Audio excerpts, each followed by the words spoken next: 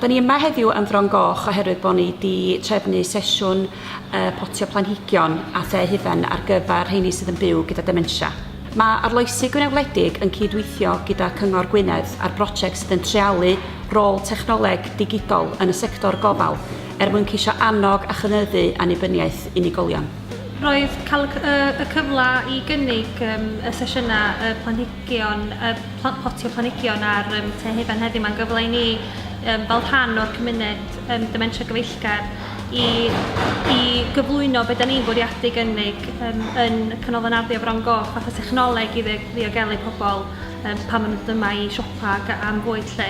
Be fan isio oedd rhywle canolog o fewn y cymuned lle oedden ni'n gallu caniatáu bobl sy'n byw efo dementia i gyfalwyr i ddod yma a teimlo ffydd yn y technoleg ni fel bod nhw'n gallu crwydro gwmpas yn ddiogel a bod nhw'n cael alerts mewn ffordd i adnabod pam oedd rhywun yn gadael y sefydliad.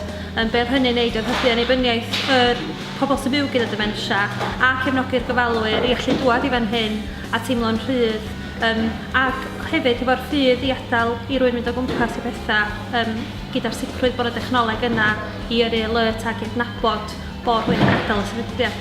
Mae gwneud y prosiect yma'n elfen arall lle da ni'n gallu gweithio efo'r cymuned, gweithio efo Cyngor Gwynedd, i cael y cymuned yn dod i fewn ac yn cymryd rhan efo'r anghenion y cymuned.